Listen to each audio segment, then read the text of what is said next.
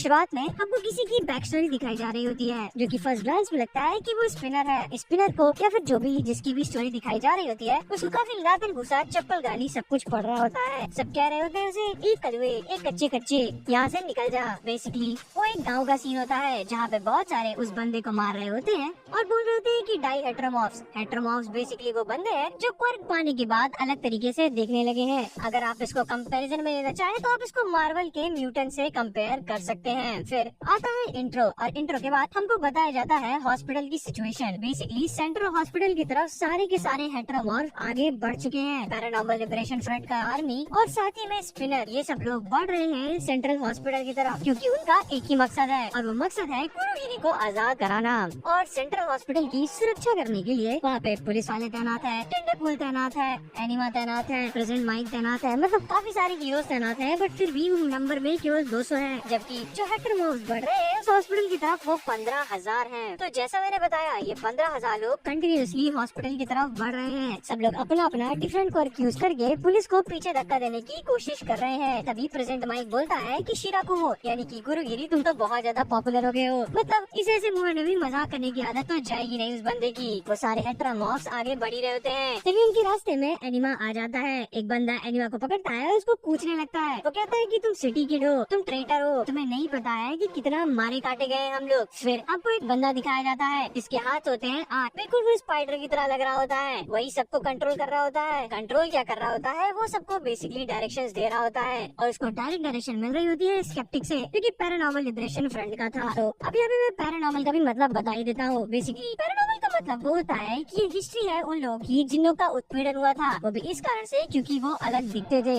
हमारा वो 8 हाथों वाला बंदा ये भी कह रहा होता है कि क्वर्क एजुकेशन, क्वर्क काउंसलिंग, जो भी भरोसे ये लोग देते हैं वो सब के सब झूठ है, ऐसा कुछ भी नहीं होता है। जो लोग नॉर्मल दिखते हैं उनको कितना भी समझा लो, पर उनके अंदर एक इनहेरिटेंट हेट्रेड है ही हेटेरोमॉर्फ्स के लिए, जिसका कोई सेंस नहीं बनता है, और वो अपनी हेट्रेड निकाल के हम लोग की कुटाई छटाई कर ही देते हैं। फिर वो बहुत सारे इंसिडेंट गिनाता है जहाँ पे हेटेरोमॉर्फ्स को मारा था दंगे फसादों में नॉर्मल लोगों ने, और उसमें से कई लोग के तो कई अच्छे कारण भी नहीं होते थे। उसमें से एक बंदे ने तो कह दिया था कि मैं तो बस इससे मार रहा हूँ क्योंकि यू क्रीप मी आउट। फिर वो ये कहता है कि हम वो लोग हैं जिन लोग को कोई भी लाइट टच नहीं कर पाई, और आज इस इंसिडेंट से, इस दंगे से, इस राइट से हम लोग इल्यूमिनेट होंगे, हम लोग आजादी लाएंगे खुद के लिए, सबके लिए। और वो समझ रहे होते हैं कि वो जस्टिस के साइड है, क्योंकि वो बस बदला ही लेने आए हैं, और उनका स्पोक्स पर्सन, उनका लीडर कोई और नहीं बल्कि स्पिनर होता है। जहाँ पे बेसिकली ये सब बातें स्पिनर को बोलनी चाहिए थी, पर जब से उसको ये नया क्वर्क मिला था जिससे उसकी बॉडी बड़ी हो गई थी, तब से वो कुछ बोल नहीं पा रहा था। जब भी वो कुछ सोचता था तो उसका दिमाग ब्लैंक चला जा रहा था। तभी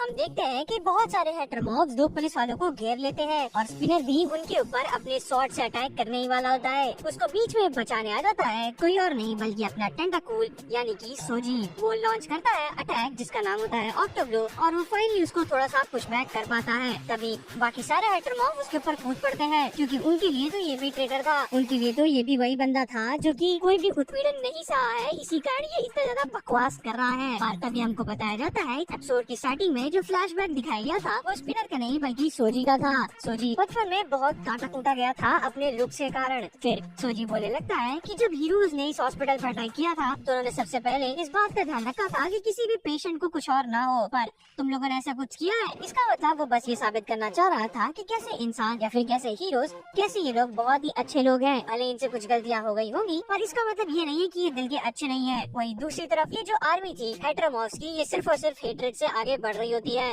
इसके अंदर कोई भी अच्छाई, कोई भी जस्टिस नहीं होता है। आगे वो पूछता है कि क्या तुम्हारे पास कोई प्लान है उन लोग को बाहर निकालने का जो कि हॉस्पिटल में, जिसपे वो कहता है कि अगर नहीं है तो फिर मैं तुम्हें कभी माफ नहीं करूंगा। फिर हमको दिखाया जाता है शोजी जो कि मार खाया हुआ एक नदी के पास खड़ा होता है। वो सोच रहा होता है कि कैसे कितना भी समय बीत जाए लोग उसकी काइंडनेस कभी भी एक्सेप्ट नहीं करेंगे, पर तभी वो देखता है एक छोटी सी बच्ची जो कि बह रही होती है और उसको वो बचा लेता है। फिर इस एपिसोड का टाइटल रिवील होता है जो कि है टुगेदर विद शोजी। फिर जैसा मैंने बोला, शोजी बोलता है कि तुम्हारे पास कोई प्लान है इन लोग को बचाने का, जिसपे स्पिनर को लगता है कि प्लान तो कोई नहीं है, पर चूंकि उसका दिमाग ब्लैंक जा रहा होता है तो वो बोल देता है हु केयर्स। वहाँ पे सारे हेटेरोमॉर्फ्स से सुनने के बाद बहुत हक्के बक्के हो जाते हैं कि वो केस, ये क्या कह रहे हो, क्या तुम हॉस्पिटल के अंदर के लोगों की केयर नहीं करते हो। और इससे पहले कि वो कुछ और बोल पाए, अपना मकड़ी वाला आदमी खुद ही पहले बोलने लगता है। वो कहता है कि यहाँ पे स्पिनर कहना चाह रहा है कि ब्रेक्सिट तो इनएविटेबल है, यानी कि कुछ लोगों का तो खून बहेगा ही बहेगा, पर हमारा जो काम है हमको वो तो पूरा करना ही होगा। फिर शोजी कहता है कि अगर तुम लोग ये करने में कामयाब हो गए, ये मतलब कि ये रेड करने में कामयाब हो गए, तो सोसाइटी 30 साल पीछे चली जाएगी। फिर हमको एक फ्लैशबैक सीन दिखाया जाता है जहाँ पे ऑल फॉर वन क्वर्क दे रहा होता है स्पिनर को। वो बोलता है इगुची, जो कि स्पिनर का ही नाम है, कहता है इगुची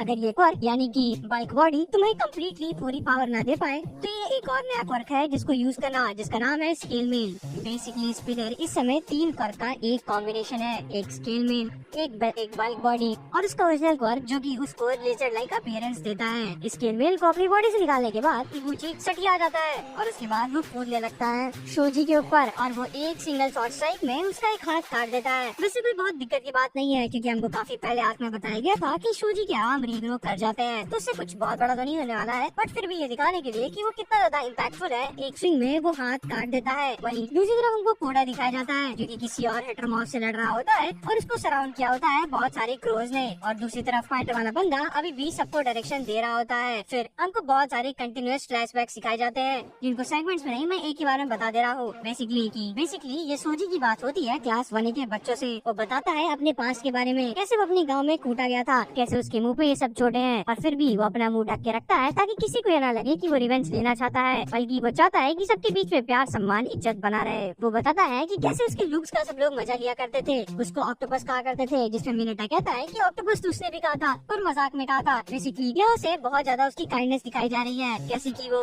बहुत ही ज्यादा वार्म प्रोवाइड करता है और बाकी सारे लोग भी उसको ये फेवर रिटर्न करते हैं, एटलीस्ट उसकी क्लास में। फिर वो बताता है कि टेबल्स में जब भी वो देखता है तो रैंकिंग्स में विलेन हमेशा उसके जैसे दिखते हैं और हीरोज उसके जैसे नहीं दिखते हैं। फिर वही लड़की को बचाने वाला सीन हमको दिखाया जाता है जिसमें मैंने कहा था कि वो एक बच्ची को डूबने से बचा लेता है। वो कहता है कि भले उसके पास बहुत सारी खराब मेमोरीज है और वो केवल गुड मेमोरीज को बनाना चाहता है और उसको याद रखना चाहता है। ये सुनने के बाद सब लोग आंखें भर आती हैं और उसके बाद सब लोग उसकी बाहों में कूद पड़ते हैं इन नॉन रोमांटिक वे। फिर वो कहता है कि ये सब जो हेट्रेड है ये 100 साल से चली आ रही है, ये एक जनरेशन में तो नहीं जाएगी, पर फिर भी वो पूरी कोशिश करेगा। और फिर हमको देखने को मिलता है इस एपिसोड का one of the most epic moment, यानी कि koji कोडा एनिमा का quark awakening. Basically quark awakening में आपका क्वार्क बहुत ज्यादा पावरफुल हो जाता है उसके पिछले स्टेज में। इससे पहले हमें शिगराकी की क्वार्क अवेकनिंग देखने को मिली थी जहाँ पे वो केवल छोटा ऐसा ही टच करता था और वो छोटा सा डीके कर पाता था, पर उसके बाद वो सिटी लेवल का बन गया था। यहाँ पे एनिमा जहाँ पे वो केवल कुछ एनिमल्स की भावनाओं को कंट्रोल कर पाता था, समझ पाता था, वहाँ पे अब वो बहुत ही बड़े स्केल पे ये कर सकता है। फिर शोजी भी फाइट बैक करना चालू कर देता है स्पिनर से और उसकी विल देख के सारे हेटरमॉस काफी सदमे में तो चले जाते ही हैं।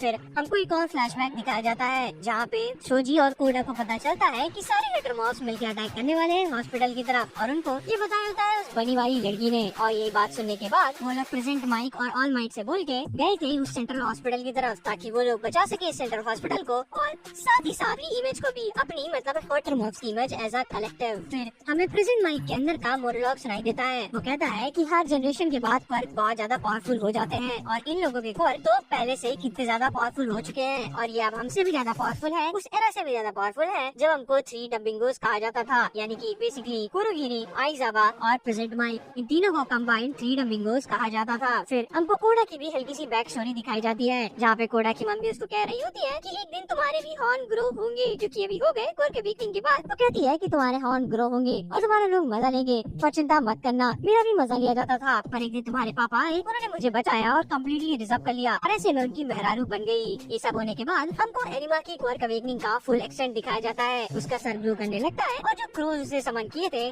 उसी की हेल्प से वो स्पाइडर वाले बंदे को नीचे गिरा देते हैं। प्रेजेंट माइक भी पूरी ताकत से स्क्रीम करके स्पिनर की शॉट तोड़ देते हैं और फाइनली एक कमाल का पंच लैंड करने में कामयाब हो जाता है शोजी, और इस पंच का नाम वो रखता है ऑक्टो स्पेशल। और वो पंच पड़ने के बाद नीचे गिरने लगता है, कोई और नहीं बल्कि स्पिनर। फिर शोजी चिल्ला के कहता है कि तुम लोग को जो पावर मिली है, तुम लोग को जो नई चेहरे मिले हैं, तुम लोग को जो डिस्टेंट एबिलिटीज मिली है, उसे तुम किसको बचाना चाहते हो। इस मोमेंट में एक बात तो लगता है कि क्या पता शोजी जीत ही गया है, पर ऐसे थोड़ी क्लाइमैक्स खत्म हो जाएगा। तो हमको दिखाया जाता है कि स्पिनर को बेसिकली कुछ नहीं हुआ है, बल्कि वो पहले से भी ज्यादा पावरफुल हो गया है। वो खुद को कंट्रोल करता है, दीवार पे गिरने से पहले पहले और उसके बाद कूदने लगता है। फिर वो कहता है कि अगर हीरोज यहाँ जीत गए तो जितना भी कुछ हुआ वो सब ऑल फॉर नथिंग होगा। बेसिकली वो कह रहा होता है कि तुम्हें दिन में निकलने के लिए भी अपना मुंह छुपाना होगा। वो अपने समय की बात बताता है कि कैसे वो इंसेक्टिसाइड्स लगा के निकलता था ताकि लोगों को उससे स्मेल ना आए, उससे बुरा ना लगे। वो कहता है रेज योर वॉइस और उसके बाद वो दौड़ के हॉस्पिटल के अंदर पहुंच जाता है। हमको एक छोटा सा सीन भी दिखाया जाता है जहाँ पे स्पिनर अपने कमरे के अंदर होता है। फिर वंस अगेन जैसा मैंने कहा वो बोलता है कॉमरेड्स रेज योर वॉइस और उसके बाद हॉस्पिटल के अंदर चला जाता है। हमको बाहर बहुत सारे गन शॉट भी सुनाई देते हैं जो कि इस चीज का इंडिकेशन हो सकते हैं कि क्या पता कुछ लोग बाहर मारे भी गए हो। और इसी के साथ साथ ये एपिसोड खत्म हो जाता है। तो उस जगह को यही खत्म करते हैं, पर कमेंट करना बिल्कुल भी मत भूलिएगा। बेस्ट कमेंट को अगले एपिसोड में भी शाउट आउट मिलेगा। So thank you for watching.